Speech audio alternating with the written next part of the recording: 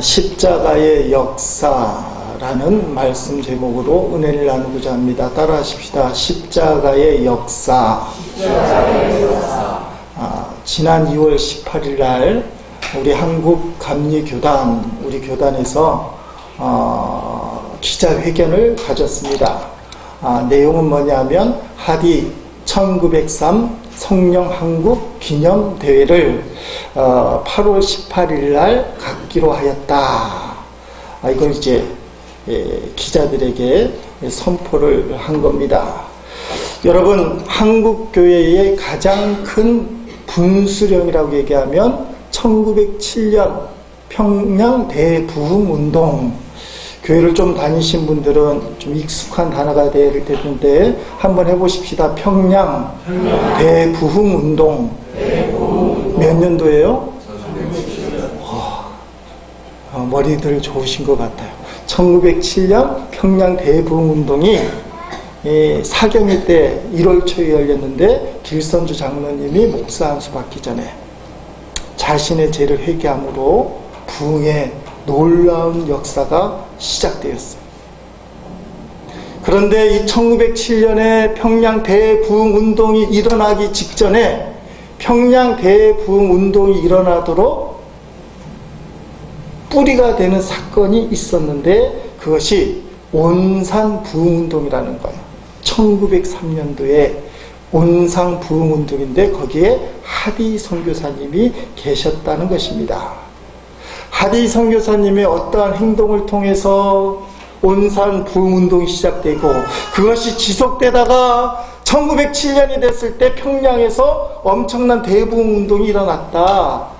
그 말이지요. 그래서 2013년도 온산 부흥운동이 시작된 지 110년이 되는 이 시점에 하디 선교사님이 감리교 선교사님이니까 우리 감리교에서 하디 1903 성령 한국 기념대회를 갖자. 그렇게 이제 결의를 한 것입니다.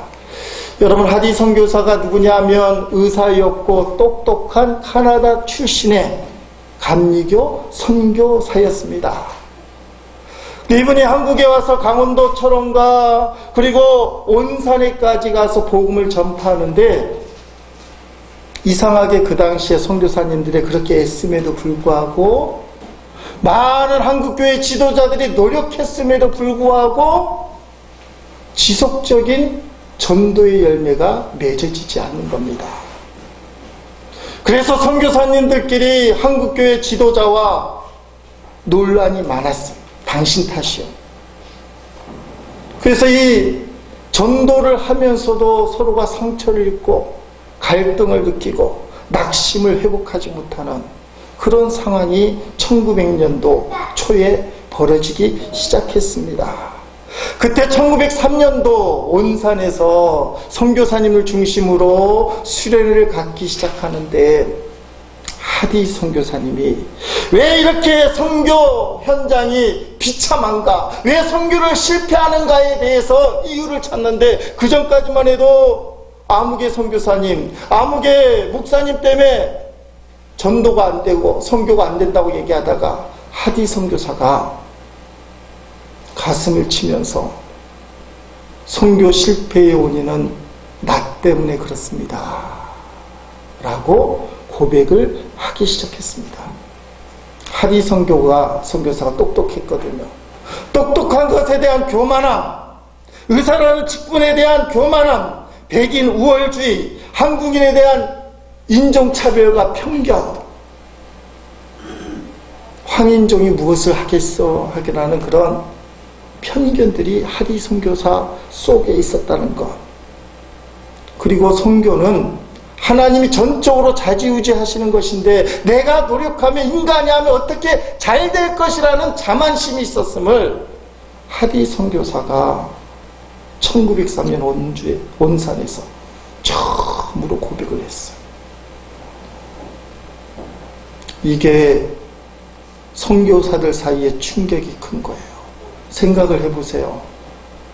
먼 이국 땅에서 조선을 찾아온 불같은 열정과 주님을 사랑하는 마음으로 와서 선교를 하는 사람입니다. 나 정도만 되라 이 말에. 내가 잘못한 게 어디 있냐 이거예요. 다들 그런 영적인 교만이 가득 차서 내가 선교를 하는데 안 되는 거는 저 인간 때문에 그래. 나는 잘하고 있는데 환경이 조성되지 못해서 그래. 한국의 지도자들이 멍청해서 그래. 다 남 핑계만 대고, 그래서 서로 상처를 주고 갈등하고 낙심만 하고 있는 그 상황에서 최초로 하디 선교사가, 그 똑똑한 의사가 선교 실패 원인은 나 때문이요. 이게 충격을 줄 수밖에 없었어요. 선교사 집회 때 그렇게 고백을 할 뿐만 아니라 한국교회 지도자들을 만나면서 당신들을 무시한 나의 잘못입니다. 선교가 안 되는 것은 당신들의 잘못이 아니고 당신들을 무시하고 나를 따라오라고만 얘기하는, 주님을 따라가야 되는데 그렇게 얘기하는 나에게 문제가 있습니다. 그때부터 1903년도부터 선교사님들 입술에서 회개가 터져나오기 시작했어요. 한국교회의 지도자들, 목사님들, 장로님들 입에서 회개가 터져나오기 시작했어요. 이런 회개 운동이 지속이 되다가 1907년도에 평양 장대현 교회에서 폭발적인 대부흥 운동으로 전국에 불길처럼 번져나간 거예요. 하디 선교사님이 십자가를 붙들고 회개를 시작했을 때에 똑같은 목적을 갖고 함께 조선 땅을 전도하자는 선교사님들, 그렇지만 실제로는 갈라서고 돌아서고 이간질하고 싸움질하던 그 선교사님들 사이, 또 한국교회 지도자들과 선교사님들의 갈라진 사이가 하나가 되기 시작했습니다. 그게 온산 부흥운동이라는 거예요. 이게 화산같이 폭발난 사건이 평양 장대현 교회에서 일어난 평양 대부흥운동이라는 사실입니다. 십자가를 붙들고 진심 어린 회개, 당신이 잘못한 게 아니라 내가 잘못했습니다 고백하는 한 선교사의 고백이 민족을 변화시킬 수 있는 놀라운 부흥의 시발점이 되었다는 것. 왜 그걸 기억하고 기념해서 2013년도에 110년이 지난 다음에 다시 하자는 겁니까? 한국교회가 지금 갈갈이 찢어졌다 이 말이에요. 목적은 다 한국의 복음화를 위해서 노력하지만 교회 지도자들이 같은 목적을 갖고 있지만 등을 돌리고 나눠지면서 이간질하면서 갈등하며 나아간다는 거예요. 왜 하디 1903 한국 성령 한국을 하겠습니까? 다시 하나가 되자는 거예요. 여러분 솔직히 우리 교회 안에서도 마찬가지입니다. 다 교회를 사랑하고 주님을 사랑하는 마음으로 교인들을 사랑하고 교회 잘 되기를 바라는 분명한 목적이 있음에도 불구하고 왜 등을 돌리고 갈등이 느끼고 마음의 상처를 입는가? 십자가의 역사, 십자가의 복음은 나눠졌던 것을 하나가 되게 하는 역사가 있다고 오늘 본문에 말씀하고 있습니다. 여러분, 우리가 이제 부흥의 시작이 되기를 주의 이름으로 축원드립니다.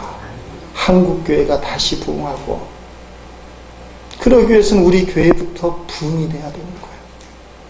그럼 어떻게 해야 됩니까? 십자가의 역사로 등을 돌렸던 사람이 하나가 되어야 된다는 거예요. 오늘 우리가 읽은 에베소서 2장 14절로 18절까지의 말씀은 하나 되게 하시는 주님의 분명한 역사, 그것을 잘 표현하고 있습니다. 나누어진 둘이 하나가 된다는 것, 갈등이 있고 불편함이 있고 원수와 같은 관계가 화평하게 된다는 것, 이것이 바로 십자가의 역사, 주님이 십자가에 달리신 이유라는 것입니다. 십자가의 역사는 바로 화목의 역사다. 오늘 본문 에베소서 2장 16절 말씀 한번 읽어보겠습니다. 같이 읽습니다. 또 십자가로 이 둘을 한 몸으로 하나님과 화목되게 하려 하십니다. 원수된 것을 십자가로 소멸하시고 아멘.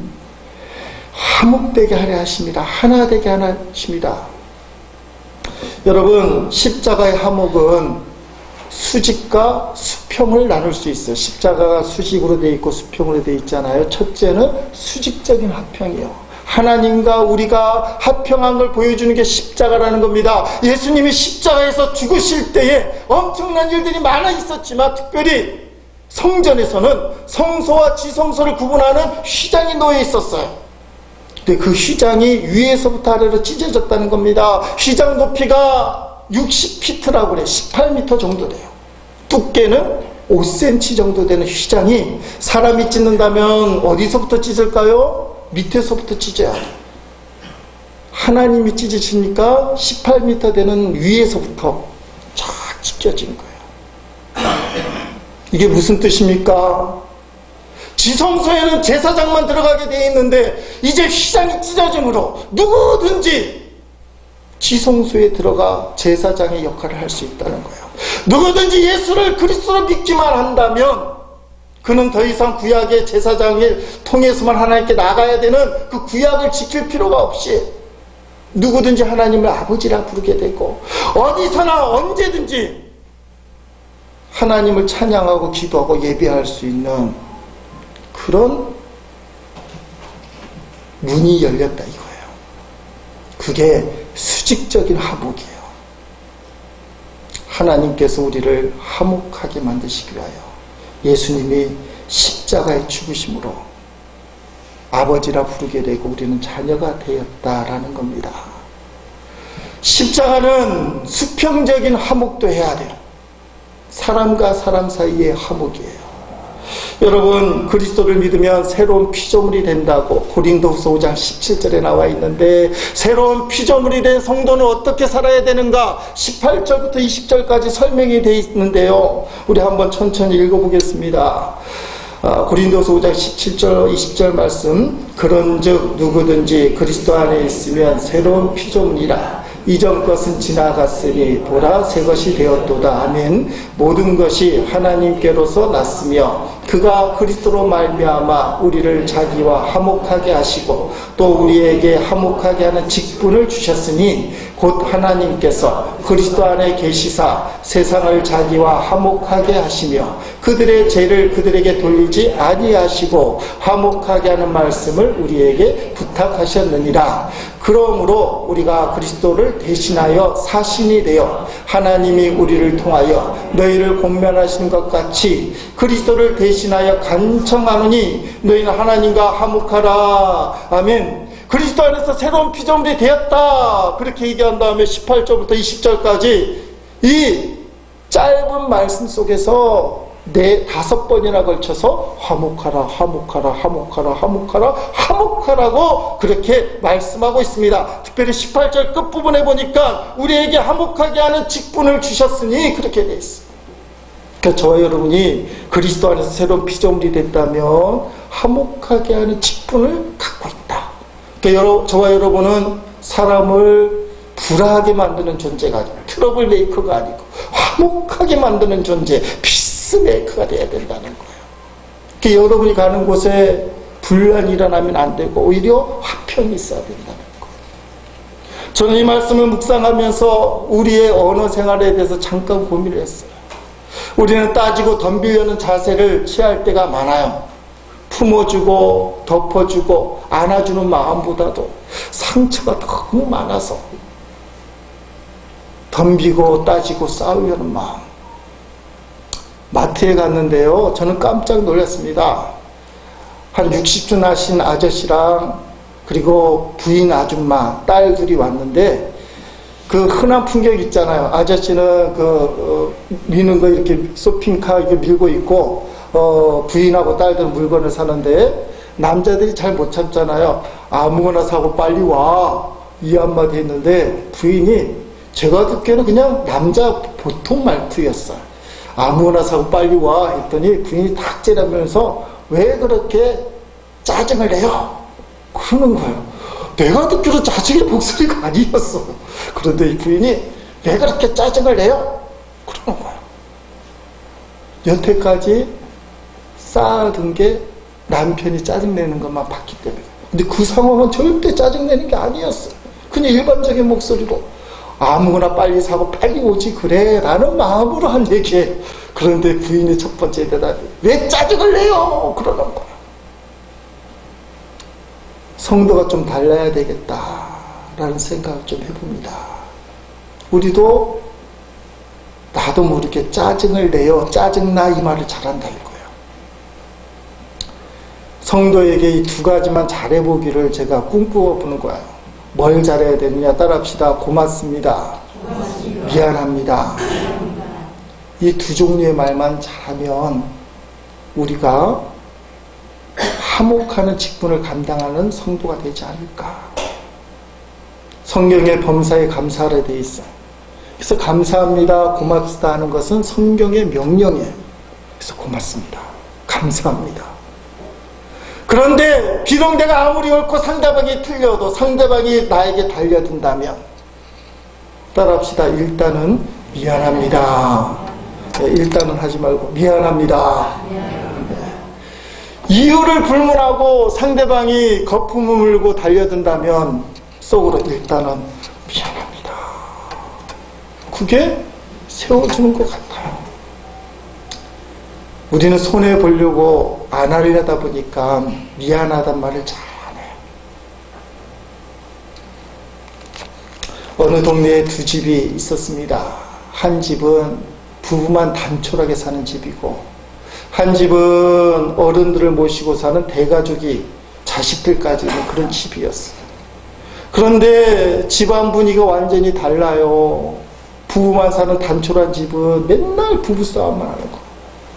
사람이 들끓는 대가족 그 집은 하하호호 하고 웃음소리가 끊이지 않는 거예요. 아니 부부는 이게 갈등이 난 거예요. 싸울 것 치면 저 집이 싸움을 많이 해야 되는데 단촐한 우리 식구는 날마다 부부싸움이고 저 집은 왜 저렇게 화목할까.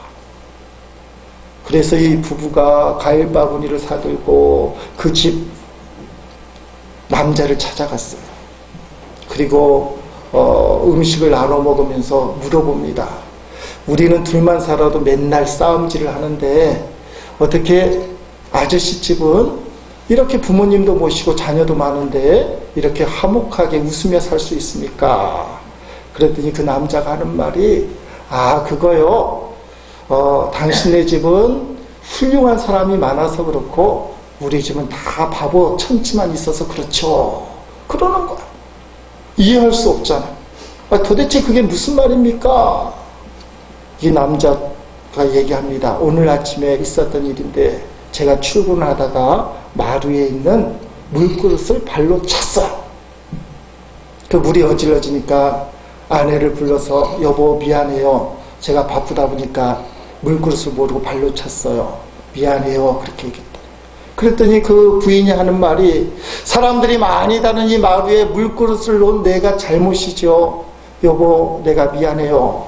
근데 그걸 듣고 있던 어머니가 하는 말이 나이도 많은 내가 그걸 뻔히 보면서도 그냥 두었다.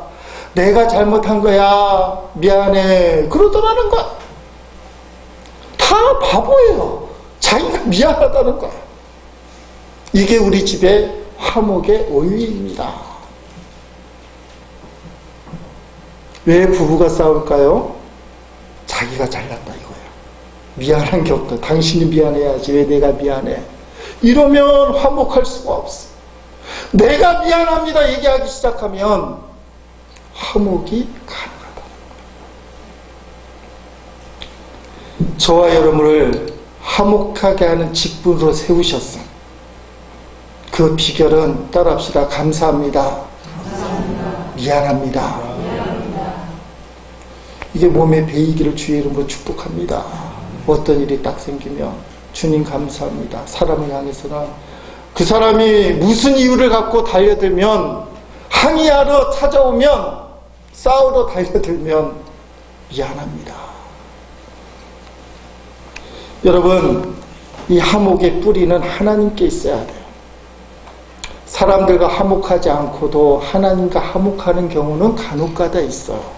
그런데 말입니다. 꼭 기억해야 될 게 하나님과 화목하지 않고 사람들과 진실된 화목은 성도에게는 불가능해요. 하나님과의 관계가 깨지고서도 사람과의 관계가 화목하다고 얘기하는 건 거짓말이라는 거예요. 하나님과의 관계가 화목된 성도만이 그 화목을 갖고 다른 사람을 사랑하고 화목할 수 있어요.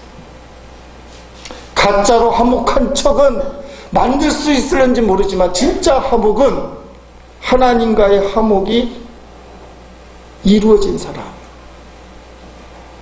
욥기에 그래서 고린도후서 5장 20절 부분에 그렇게 얘기하죠. 그리스도를 대신하여 간청하느니 너희는 하나님과 화목하라. 욥기에는 이런 말씀이 있습니다. 욥기 22장 21절을 보니까 너는 하나님과 화목하고 평안하라. 그리하면 복이 내게 임하리라. 아멘. 복이 임한다는 거예요. 하나님과 화목하게 될 때에 복이 임할 수 있다는 사실입니다. 그러므로 하나님과 나와의 관계가 어떤지 이게 늘 첫 번째 관심이 돼야 돼요. 첫 번째 우선순위가 돼요. 사람이 살다 보면 사람이 먼저 눈에 보이고 사람이 치이고 사람이 상처 있고 사람 때문에 기뻐하지만 그러나 그것이 우선이 돼서는 안 돼요. 사람으로 인해 기뻐하고 슬퍼하고 낙심하는 것이 아니라 하나님과 나와의 관계가 먼저 돼야 돼요. 모나리자를 그린 사람이 레오나르도 다빈치잖아요. 이게 발음하기도 힘든 레오나르도 다빈치. 이 다빈치에게 많은 사람들이 찾아왔어요. 어떻게 하면 나도 당신 같은 유명한 화가가 되겠습니까? 어느 날 일단의 소년들이 다빈치를 찾아왔어요. 그날은 레오나르도 다빈치가 예수님의 얼굴을 그리는 날이었어요. 조용한 가운데 깊은 명상 가운데 하나님이 주신 생명력과 창조력을 갖고 예수님의 성화를 완성해 나가는데 찾아온 소년들이 깔짝깔짝 하다가 화판을 툭 쳤어요. 한 애가 화판을 툭 치면서 화판이 와르르 무너졌는데 집중을 못하잖아요. 다빈치가 참다 못해서 화를 냈습니다. 내가 지금 예수님 그림을 중요한 그림을 그리고 있는데 왜 그렇게 했냐? 엄청 화를 냈어. 그 야달 맞은 소녀는 참다 못해 화실 밖으로 나갔어.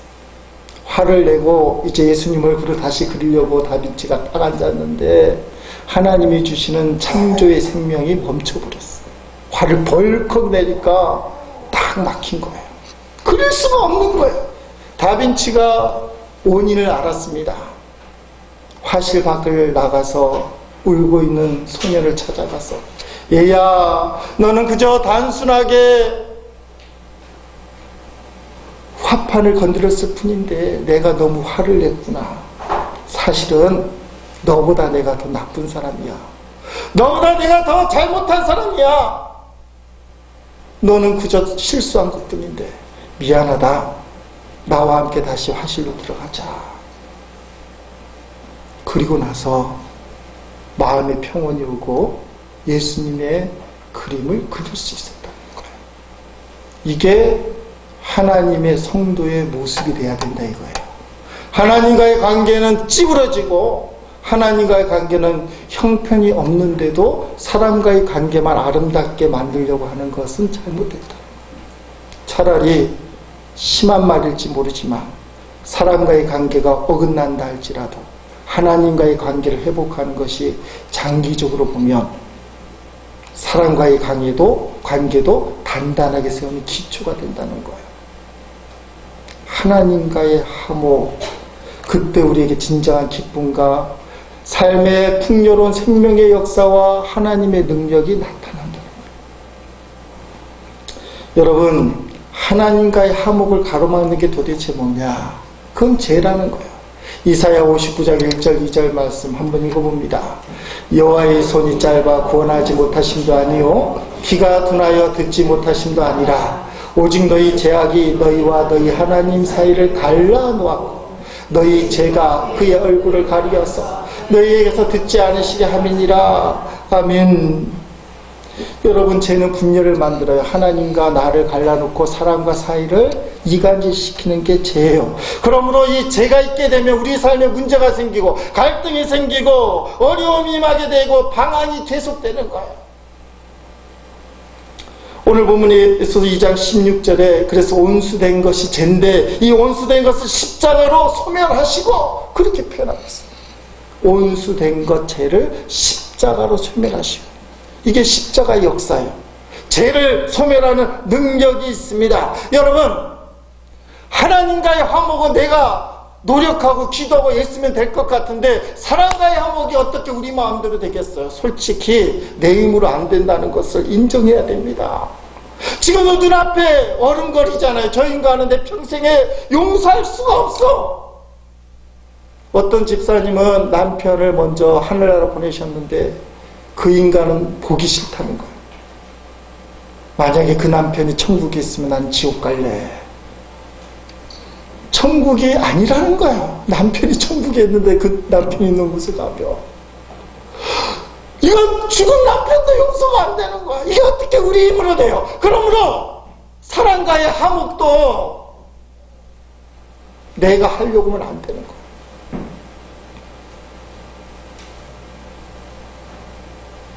주님께 맡기려는 마음이 열리기를 주의 이름으로 축복합니다.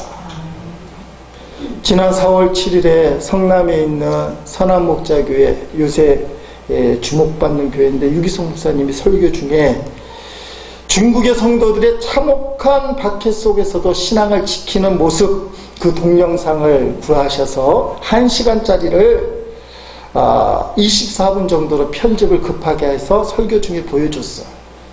설교 중에 반 이상을 동영상을 보여줬는데 그 동영상을 제가 이렇게 보는 가운데 그 설교 내용과는 전혀 상관없는 마음의 감동이 일어났어요. 20년, 30년을 예수 믿는다는 거 하나 때문에 감옥에 갇혔습니다. 성경도 뺏기고 찬송도 뺏기고 신앙을 지킬 만한 도구가 하나도 없었어요. 그때 이 중국에 있는 성도들이 감옥 속에서 그들의 신앙을 지킬 수 있었도록 힘을 준 찬양이 있는데 그 찬양이 찬송가 150장 후렴이에요. 죄와 승리를 얻기까지 주의 십자가 사랑하리 빛난 멸류가 받기까지 험한 십자가 붙들겠네. 감옥에서 이 찬양을 부르면서 신앙이 잃지 않도록 주님 도와주십시오. 나는 십자가만 붙들겠습니다. 그렇게 했다는 거예요. 근데 이 찬양 그분들이 정말 단호하게 부르는 동영상에서 인터뷰를 하는 모습에서 부르는 그 찬양을 들으면서 그렇다! 우리는 용서를 못하지만 우리가 해야 할 방법이 있다. 우리는 사람과 화목할 능력이 없지만 화목할 길이 있다. 그것은 주의 십자가를 사랑하고 힘들더라도 험한 십자가를 붙드는 거예요. 사랑하지 못하고 용서하지 못하고 화목하지 못하는 저와 여러분이 너의 힘으로 화목하지 못하고 사랑하지 못하고 용서하지 못하니까 주님의 힘으로 그 일을 하기 위해서 우리가 해야 할 일이 십자가를 사랑하고 험한 십자가를 붙든다는 거예요. 나는 화목하지 못해도 주님의 십자가로 화목하길 원합니다. 저는 최후 승리를 얻기까지 주의 십자가를 사랑하겠습니다.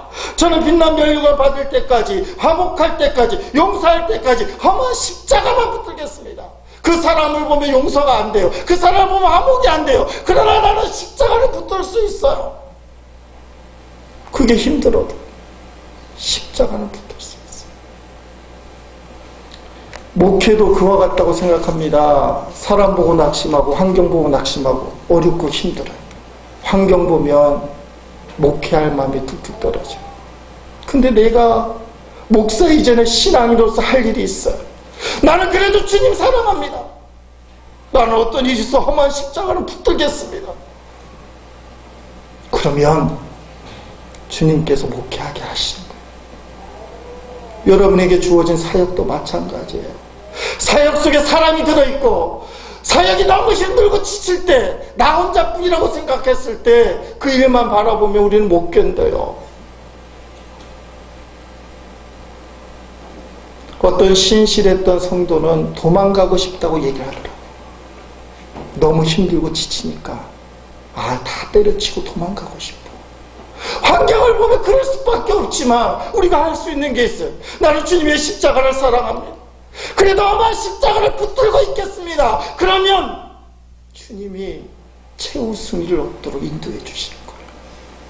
그게 하디 선교사가 깨달은 거예요. 1903년 원산에서. 오늘 저와 여러분이 깨달아야 될 거예요. 십자가의 역사는 너가 하는 게 아니라는 거예요.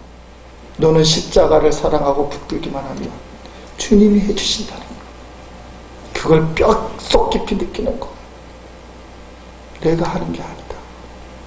여러분이 누굴 용서해요? 내가 어떻게 그 사람과 화목해요?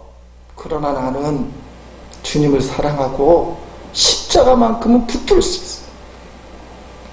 그걸 하라는 거. 화목하게 하는 지체, 하나님과 화목하는 비결.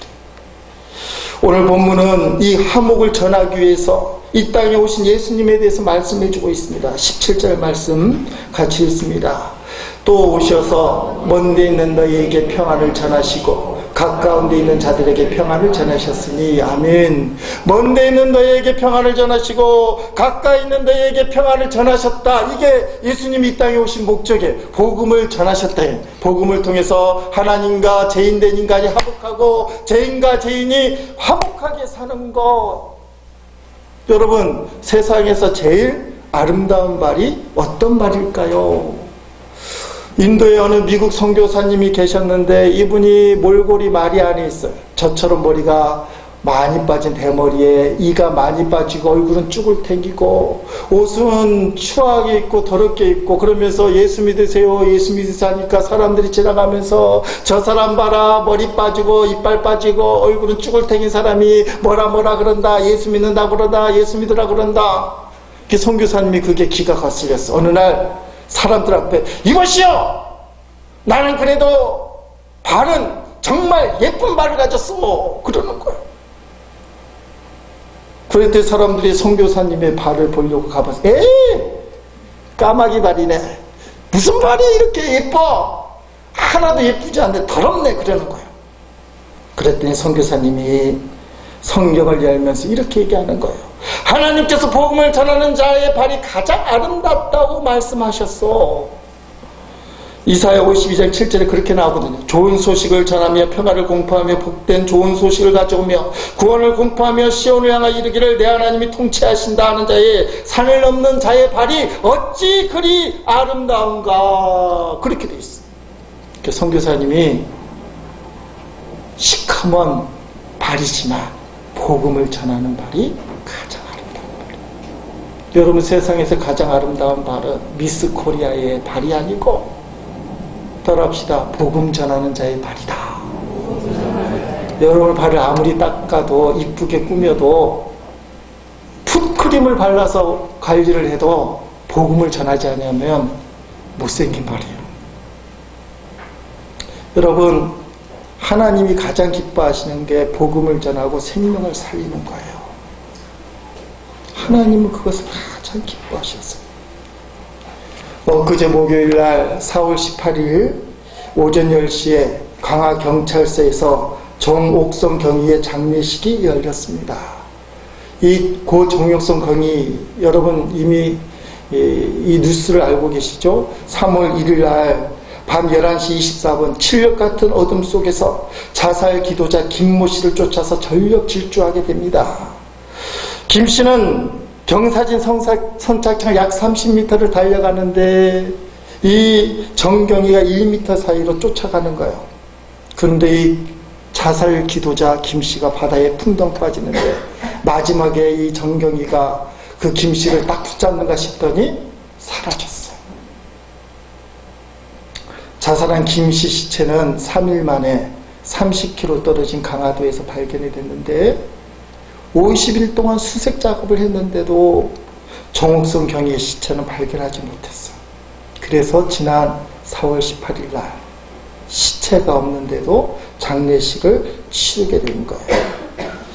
여러분 3월 1일 당시 그 거제도에서 있었던 그 정옥성 경위를 쫓아가던 순찰차가 블랙박스에서 그 장면을 찍었는데 지난 주간에 그것을 공개했어요.